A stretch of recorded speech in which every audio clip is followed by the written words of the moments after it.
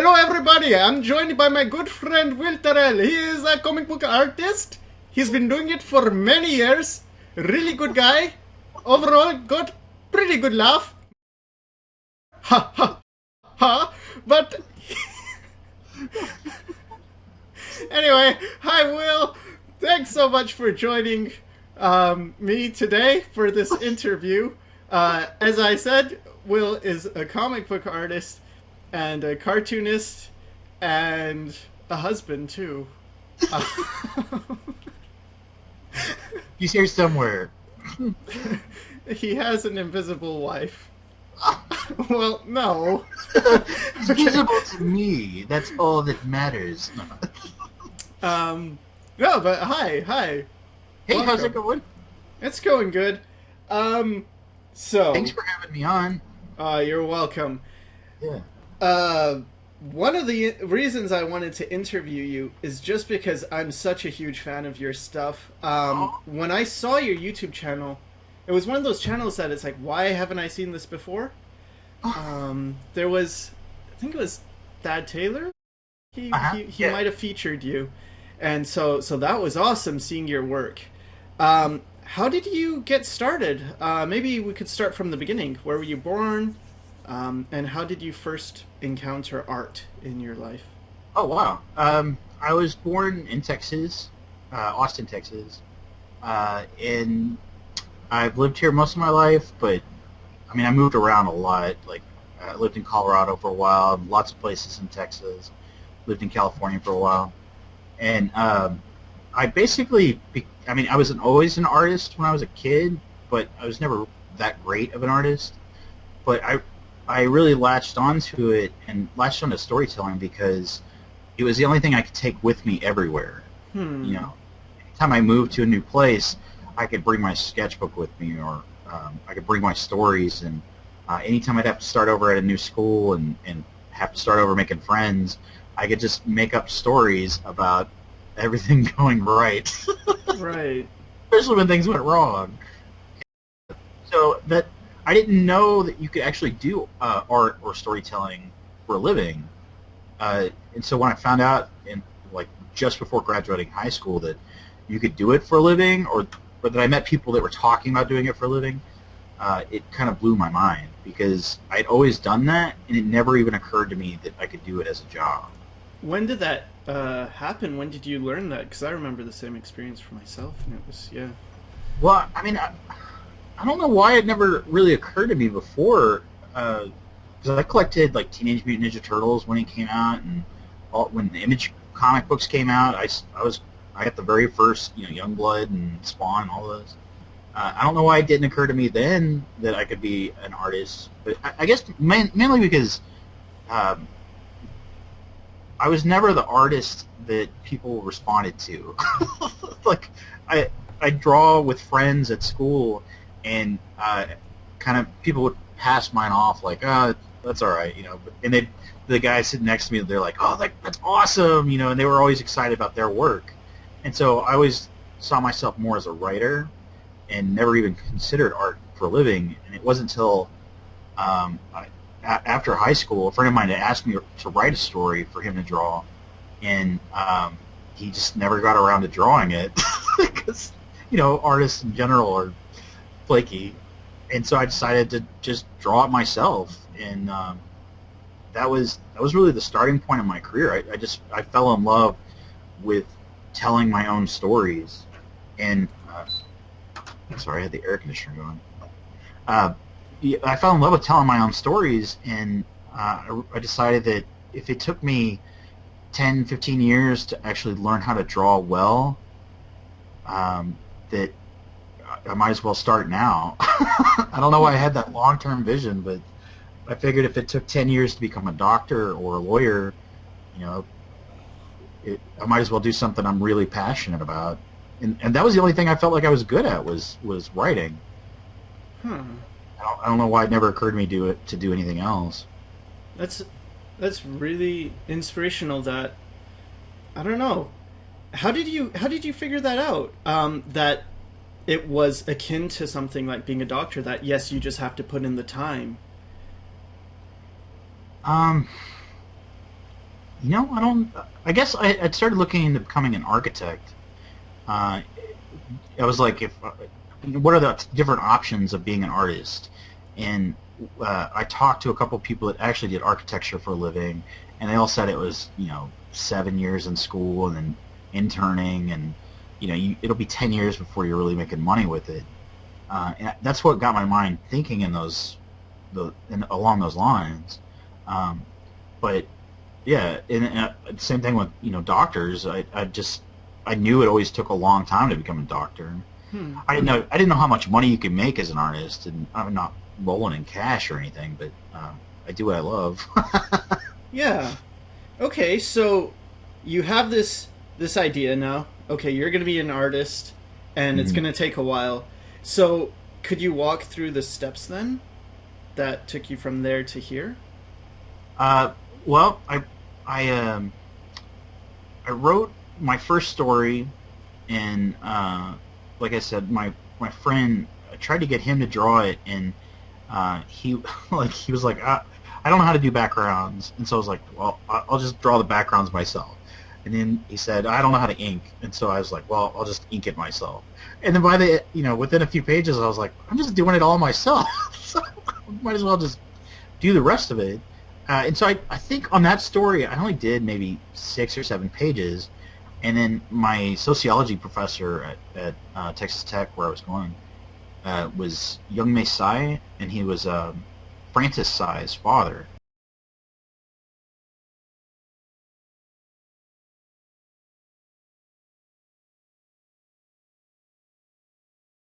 Ah. Francis Tsai is this amazing, you know, concept designer and comic book artist and illustrator.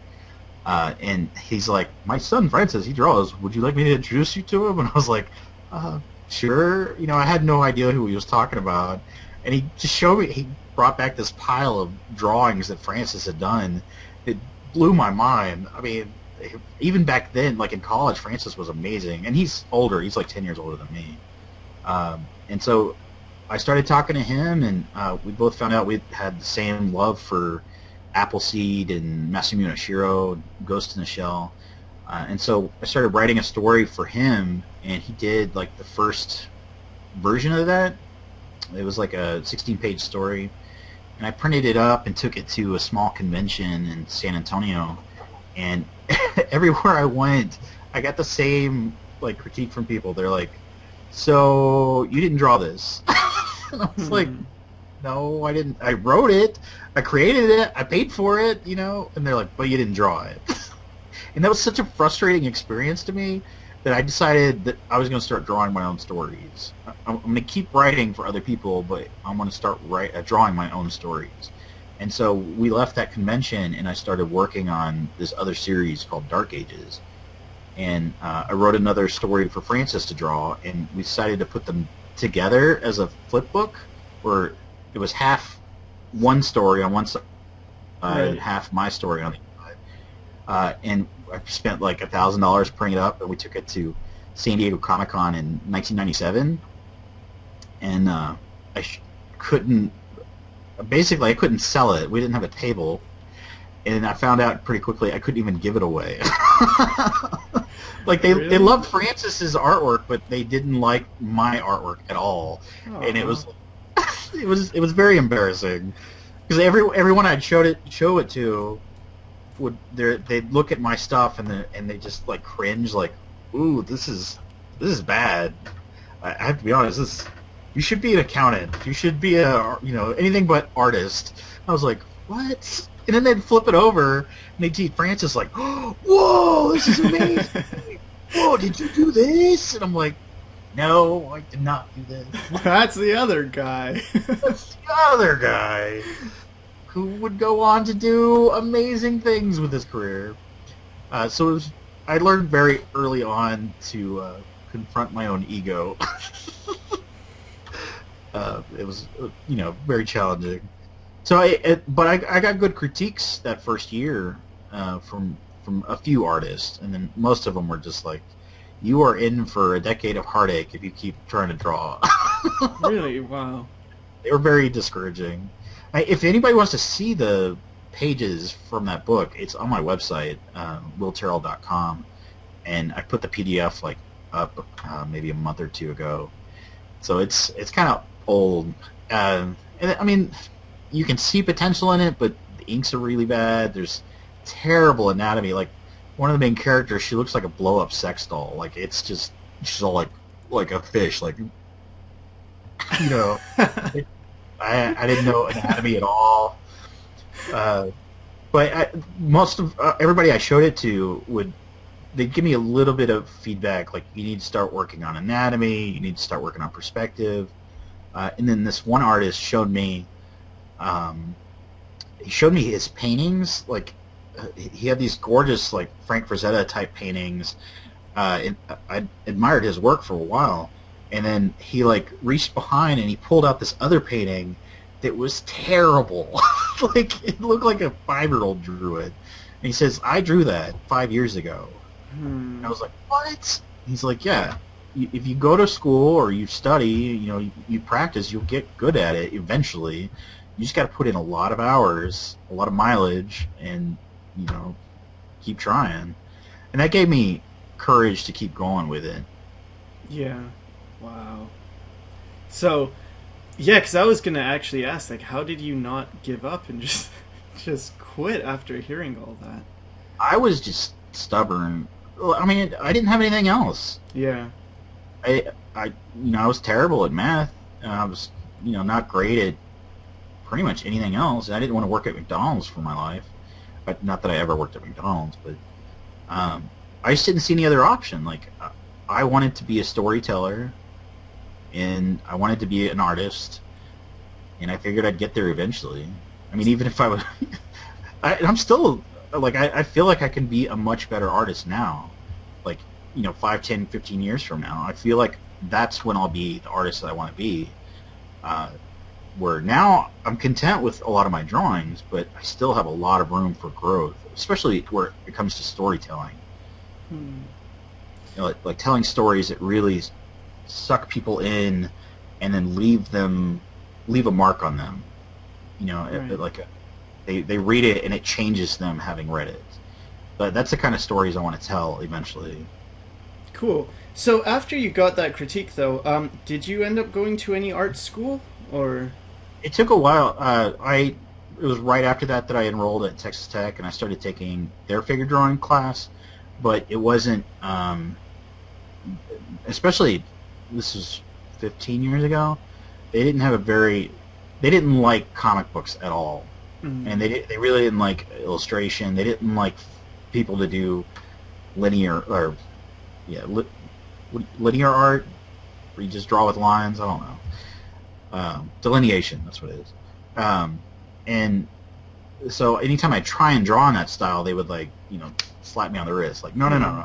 Draw with scribbles, or draw with soap on tar paper. It was just weird. It was one of those artsy-fartsy schools. And so I felt like I didn't belong there. I think it was a good school for a lot of other artists, but not for doing illustration or comic books or anything figurative, and so it was pretty frustrating. My main education for the first 7 years I was a comic book artist was going to conventions and getting critiques from artists. And that helped, but it was a very slow progress, because I would build a portfolio for 6 months, and I'd go to 2 or 3 conventions and just get reamed and have to go home and unlearn everything that I taught myself that last 6 months and have to start all over again. And eventually I ended up going to the Jeff Watts Atelier in San Diego, where Michael Turner went there, and Joe Chiodo taught there for a while, and there's a lot of good artists that have come out of that school. And Ron Lemon, he was one of the instructors there, and Proco, he's one of the instructors there. It was a pretty amazing school. I mean, they're the best in the world out of that area. Right. Wow, so how long were you there? It was 8 months. It was just like 2 semesters. And I learned more in those 2 semesters than I did, in the 10 years before that. And this was in 2005. And I want to go back, I'm back in Texas now, and it's kind of frustrating. Like there's not a lot of um, it's not the same kind of environment. I'll say that. Like out there, just being because I was working at SeaWorld in San Diego, and then going to this art school, the Jeff Watts School, and then in the evenings, all these caricature artists would get together, like Steve Silver and Court Jones and Steve Fishwick, and and they'd have like Kage from Japan. He's like a famous caricature artist over there. He would come into town and come draw with us. And anytime somebody was in town, they would come draw with us, and I learned so much just by observing these guys interact with each other and how they would fill up an entire sketchbook. And so between that and then school and then drawing, I was drawing like 12 hours a day, and I was loving every minute of it. So when I left there, I kind of took that attitude with me when I came back to Texas, and I started. I spent 6 years starting an artist community here in Texas called the Lubbock Sketch Club, and I worked with probably 200-300 artists over that 6 years, teaching them the way that I was taught in San Diego, trying to pass it on. So that's all the caricature side of it. Because you started out in comics, and then was it San Diego that turned you onto caricature? No, I actually, when I did my after that whole time with Francis, I started doing like mini comics because it was a lot cheaper to learn that way. I got a job at Kinko's where I got basically got free printing because I did all my own printing. And I would go to these arts and crafts fairs, and I'd sell these mini comics for like $1 a piece. So I figured, if I can't sell these for $1, there's no way I could sell these for like $3 or $5. And it's better than spending $1,000 printing something I can't even give away. And so I started going to these arts and crafts fairs, and these little ladies would be like, "Oh, I'm not interested in comics, but can you draw my kid like Spider-Man?"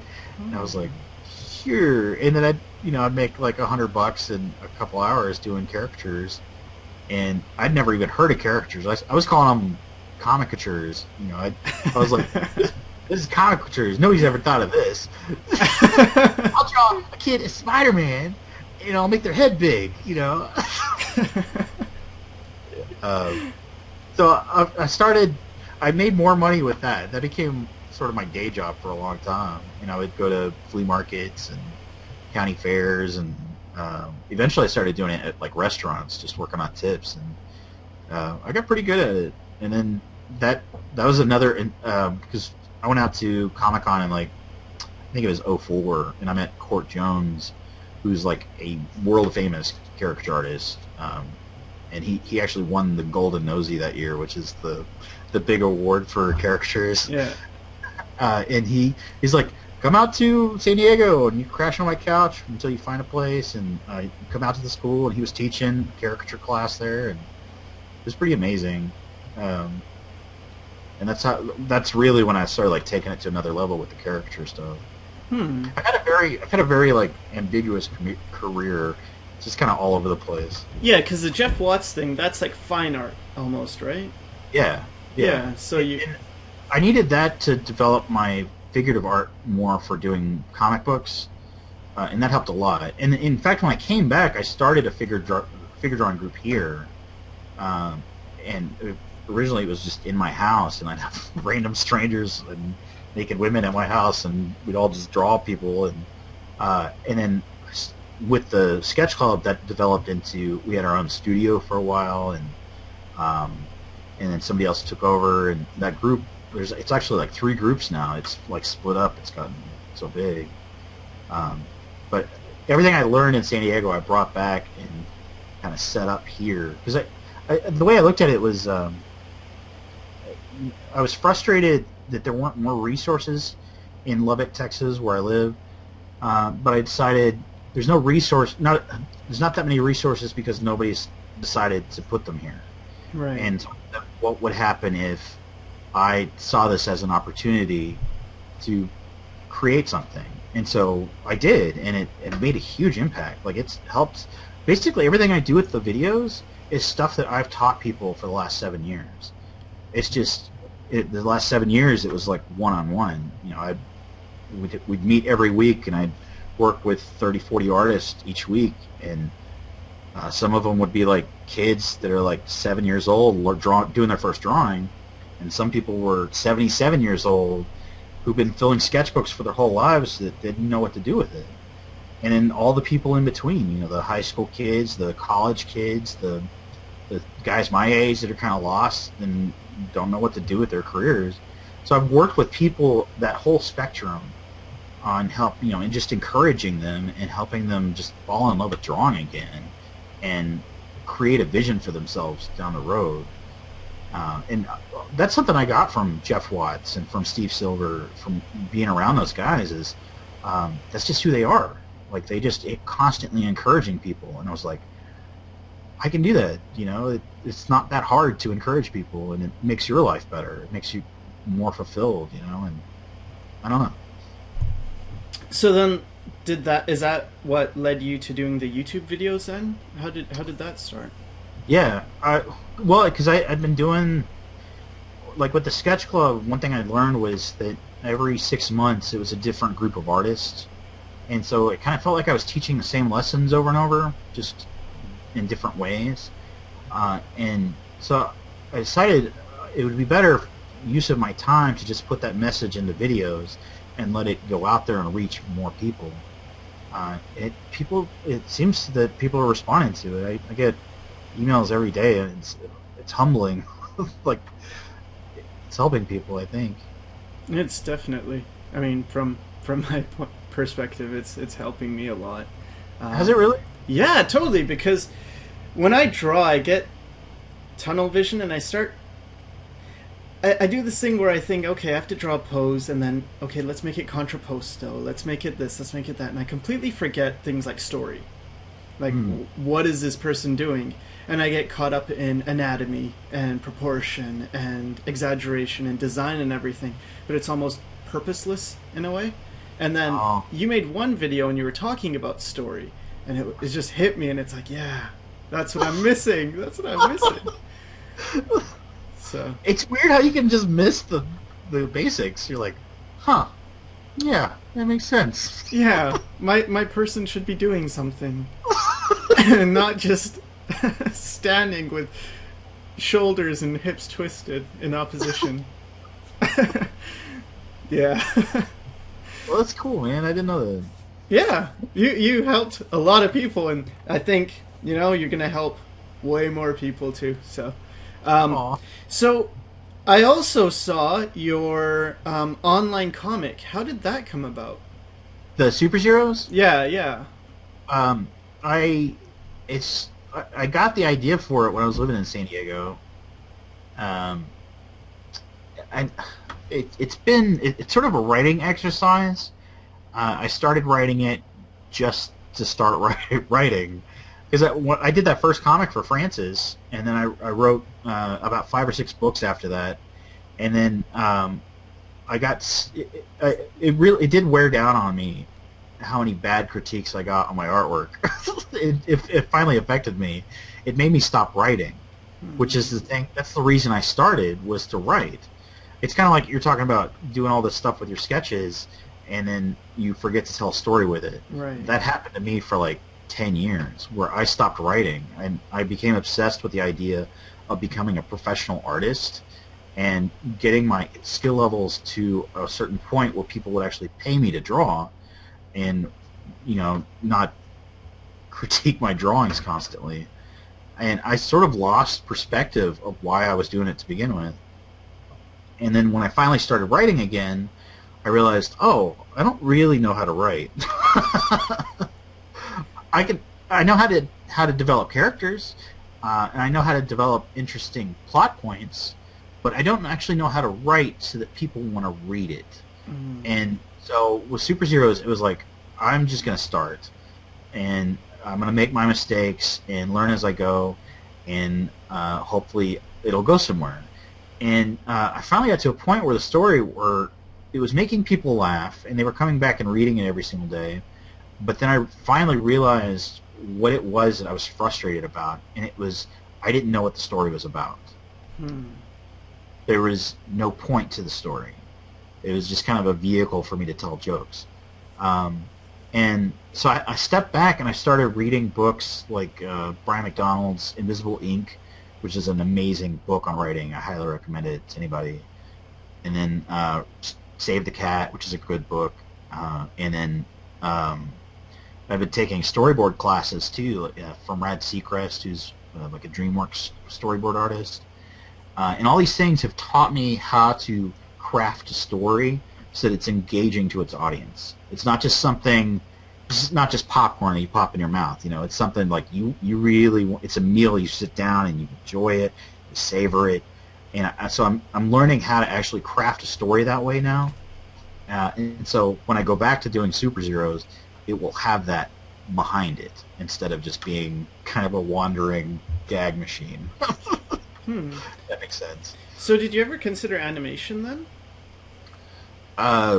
Yeah, that's actually right now I'm taking, my wife and I are both taking storyboard classes to get into the animation industry. And I've done a few tests for Nickelodeon, and I don't know. That's one of my goals is to get into storyboarding. Going back to figuring out why we do this, you know, since I lost perspective on why I was an artist to begin with, and the only reason I was an artist was to tell stories, I had to really like figure out why that was important to me, so that I can. It's loosened me up in a lot of ways. Now I can say I can be a caricature artist as long as I tell stories. I can be an illustrator as long as I tell stories. I can be a comic book artist as long as I tell stories. And I can be a storyboard artist as long as I tell stories. All these things, it's okay for me to go in those directions as long as it's making me a better storyteller for the stories I'm going to be telling in 5, 10, 15, 20 years from now. And that was a very big missing ingredient for me for all these years, and I was kind of wandering all over the place. I was doing caricatures just to make money and pay the bills, and that's not enough. You know, it's not moving you forward in your career. It might be developing your skills somewhat, but it's not getting you to where you want to be down the road. Does that make sense? Yeah. Yeah. So I had to get back to figuring out what my purpose for doing this was, and now that I know it, I can become a storyboard artist and not feel bad about it, not feel lost about it. And I can keep doing comic books, but I don't have to take contracts just to pay the bills anymore. Right. I can take a contract if I can use it to develop that goal for 5, 10 years from now of being a better storyteller. That's amazing. So, do you have plans of creating your own IP again, like with the Super Zeros thing? Yeah. Okay. And Super Zeros is one of them. I'm going to go back to, I've got an idea brewing, and it'll be like a full graphic novel, and I'll probably do it as a webcomic again, but also as a graphic novel simultaneously. Because I'd never done webcomics before, and I didn't really know what I was getting into. And one thing I found that I was frustrated with was writing as I went, and that's a bad way to do it, because I would get 6 months into it and realize, oh, I really wanted to go this way with the story, but I wrote this thing 6 months ago that people still talk about, and I can't change it because of this, and and that's part of the problem with I didn't know what the story was about, and I didn't know where I was going. So yeah, that's in fact the comic book I'm working on now, Owls of the Ironwork Isle, is a creator owned. I created it with a friend of mine who we both wrote it together, and he does the scripting and I do the comic book, the artwork on it. But we plotted it out together and stuff. Awesome. So I think that's nearing the end. Do you have any advice that you would give to aspiring artists? I almost feel like you are the answer to so many questions I get asked, because I get so many questions from people who say, I'm in the middle of nowhere. I'm not in an art. I'm not in New York. I'm not in LA. And what do I do? And it seems like your answer was create your own community. Yeah. And yeah, and other people who say I'm not talented, or you know, is it just hard work? And it seems, yeah. I think that the root to all of that is if you have an excuse that's holding you back, that excuse is the answer to that excuse is your opportunity you're looking for. Does that make sense? So it's like if your excuse is I don't have any artists to draw with, that's what's holding me back. Then you need to go find artists to draw with. You need to create that opportunity for other people to come draw with you. Hmm. Or if your excuse is that you don't have, you're not in New York or you're not in LA, how do you turn that into an opportunity? And it's weird. The thing that we latch onto is the thing that's holding us back. So if you've got this excuse that you keep going back on and going back on, that's the thing you need to work on inside of you. And if you don't work on that, you're just going to keep being held back. I think that's the way that this world works. Is like, if there's something you need to work on and you are ignoring it, the universe is just going to provide more opportunities for you to have to work on it until you finally do something about it. Right. Wow. I learned that the hard way, because I'm stubborn as a mule, and I would just keep butting my head against stuff and until I realized, oh, I guess the only common denominator in all of these problems is me. And until I change me, none of these things can change. If that makes sense. Wise words. All right. Well, okay, I want to ask one more question. What's it like being married to a cartoonist? Because your wife is a cartoonist. Is that just like you spend all day watching cartoons and like drawing together? Because it sounds awesome. She's pretty amazing. She's absolutely amazing. And she's actually funnier than I am. And she's more into cartoons than I am. I'm way too serious. I've always been way too serious, and I'm thankful for her because she lightens me up. But yeah, we go on sketch dates and we just sketch, and that's how we met. Was at the sketch club. I started that group when I came back from California. Part of the reason I came back from California is I was kind of lonely, and my family's all here, and so I came back here. I didn't know it, but I was going to meet my wife, who's absolutely amazing. Yeah. I can't wait for us to get out to. Our plan is to go out to California and work at Disney or Nickelodeon or something, and however long it takes to get the skills that we need for them to hire us. We're willing to put in the time. But I've been out there a few times and drawn with the sketch groups out there, and it is just. It's like these are my people. This is where I belong. I finally feel like I'm not the weird one. Everybody else is here is just like me. Especially it's in San Diego, working at SeaWorld. It was the first time where I didn't feel like a freak. It was like, wow, this is my family. I feel like I belong somewhere finally. It was pretty amazing.